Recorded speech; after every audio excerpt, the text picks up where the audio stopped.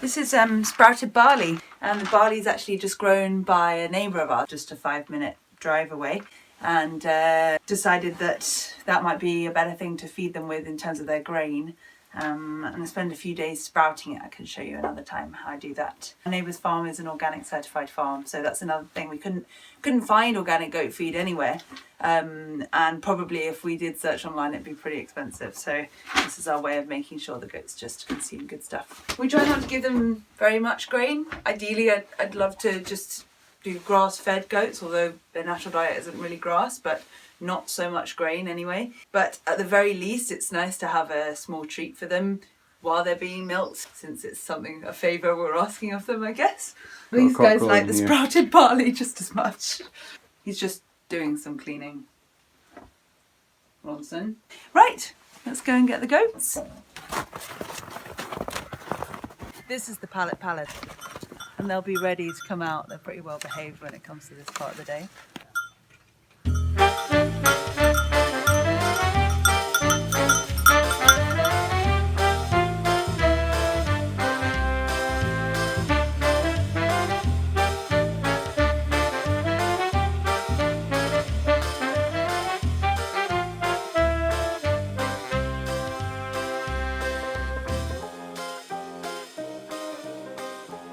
Mandy in the stanchion, and then first things first, I give her udder a clean. So it's a completely natural spray with just tea tree oil, lavender oil and water, a little bit of grapefruit seed extract as well. They're not very dirty, the goat udders, compared to maybe a cow or something, so it's pretty easy to keep it clean. And this here is the strip cup. So what I'll be doing is cleaning the teats. So this is probably a bit cold for her. Cleaning the teats, and then all around the udder. They're quite hairy actually down here, so also just giving it a good rub not only stimulates more milk to come down, but it helps to kind of make sure some of the hair that might have fallen into the milk comes off. And I'll strip out the first couple of squirts of milk from each teat. That's just to get rid of the first bits of milk that have been sitting down nearest to the opening of each teat. They're most likely to have the highest amount of bacteria in, and it's also a way to check out the milk that comes out, make sure there's no signs of mastitis. Now it's just to milk.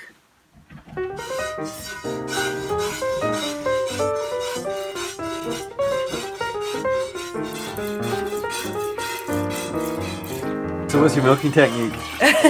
I don't know if it's very normal, but it kind of is a bit of a kind of queen's milking. Stick out my pinky or my little finger while I'm doing it, just to stop my finger from getting in the way of the milk flow.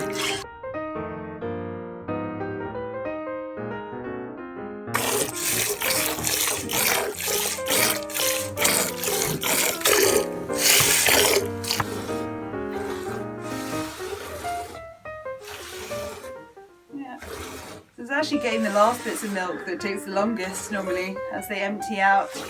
Kind of do one hand at a time and use the other hand to tilt everything up so it drains down into the teat.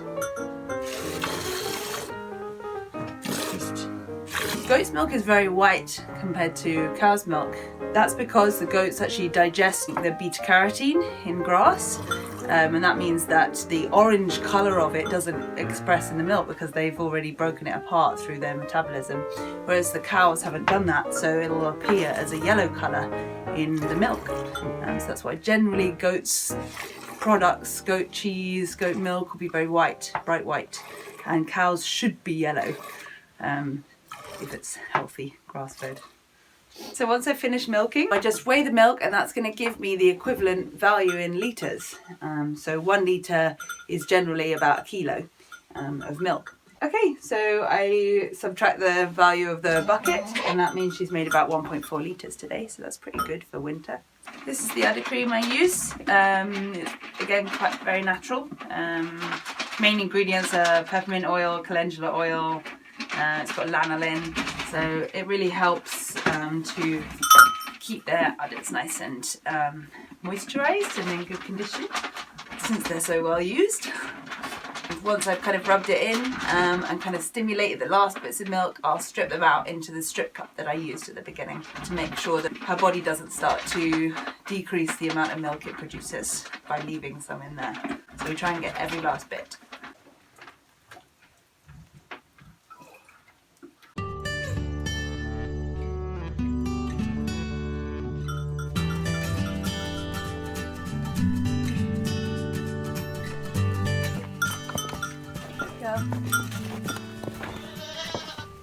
This is just a bit of tree that I put for them last night.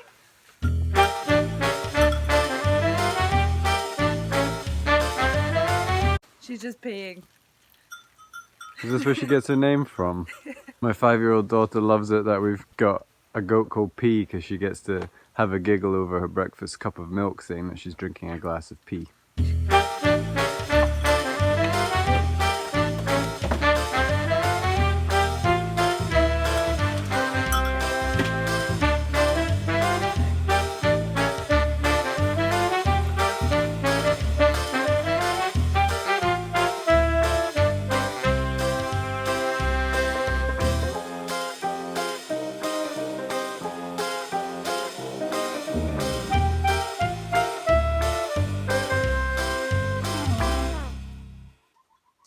Hey Mum, you enjoy the goat's milk, don't you Mum? Yes, I do now, yes. Yeah, you weren't a fan to begin with. No. Why was that? Because I thought it would taste too strong. And what does this one taste like? What do our goat's milk taste like? Smashing. Smashing. Yeah, but it doesn't have a strong flavour. No. And do you think it tastes a bit like cow's milk? No. No? No, No, it's different. No, it's, I don't know, I couldn't describe it. Sweet. That's Pea done. We'll just take her back to the byre and then we're going to get them some water and a bit of tree since the snow is covering all the grass right now. Come on then. Good girl. Right. That was their first snow, the two kids, yesterday, and I found them out in it straight away almost. So they seem to enjoy it. I think they're pretty hardy.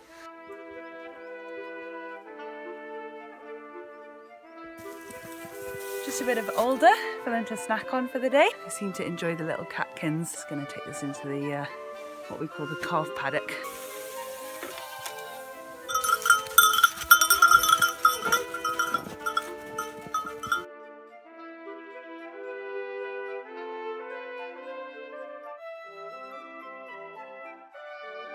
Next we're going to go in and filter the milk, have some breakfast, and then it'll be to spend a bit of the day preparing the byre for them, getting some hay, putting some fresh straw down, fresh water, collecting some more tree. Milk filters, they're kind of just like coffee filters, I think. There's a lot of kind of big expensive funnels out there you can get, but this is a very cheap stainless steel jam funnel with a attachment that is meant to just change the width of the bottom, but I use it to clip the filter paper in. On there, make sure it's secure, and just to filter the milk.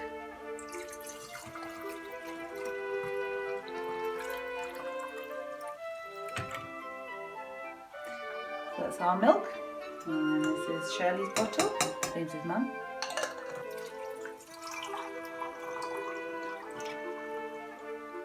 And then the last one to fill up will be this jar, and this is what we use for the kefir. I'll be taking the grains out of this jar here and putting them in here with the fresh milk, and then we use this to make our breakfast smoothie.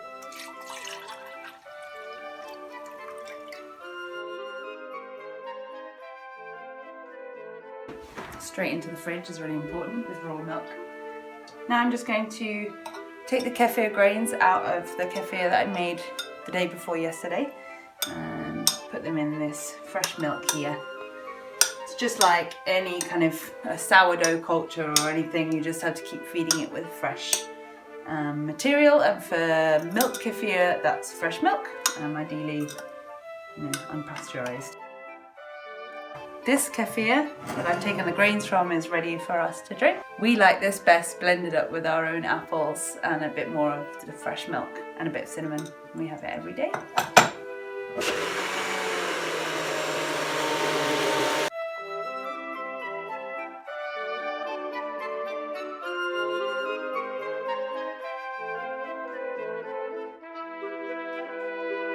Thank you.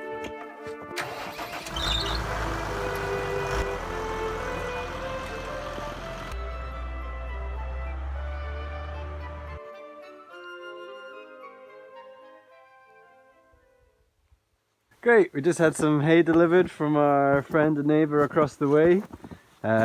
He's got an organic farm, so it's great for us to know that all the hay and straw that we use here on our farm is certified organically grown. And local. And local, yeah. So this hay is actually really diverse. There's plenty of wildflowers and herbs inside it, and whilst it wouldn't be ideal for maybe horses necessarily or cows, the goats love it. It's got lots of woody stems in it and spiky thistles and yeah, all sorts. So we're really lucky to have this so close by.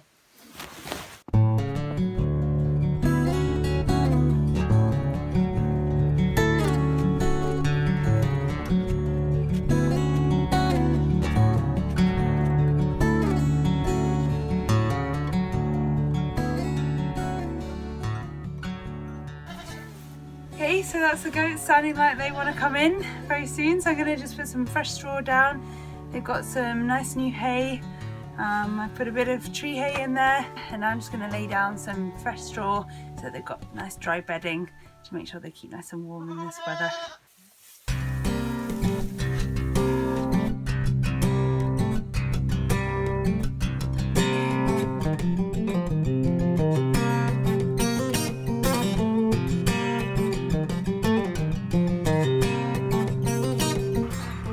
So that's the straw down and the fresh hay and things in the byre. So pretty much ready for the goats to come in for their evening now.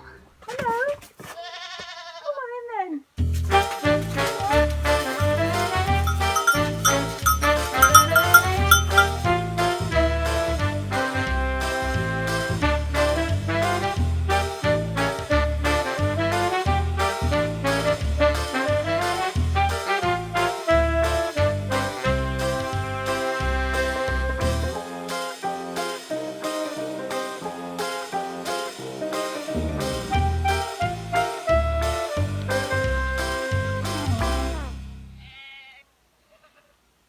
So we're here in the mudroom. I just thought it was a chance to show you where I'm kind of sprouting the grains for the goats. We have barley, and a way of making it kind of nutritionally more available for the goats and to make the grain go further is by sprouting it. And so this is a kind of warm space in here where I can encourage the barley grain to germinate.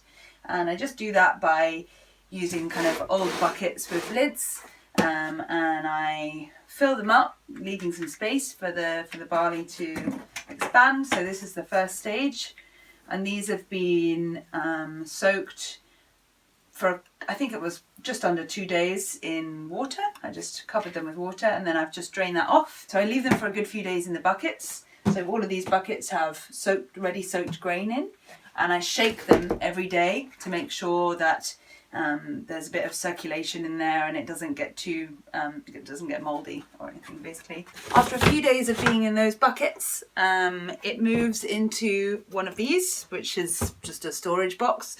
Lets a little bit more light in.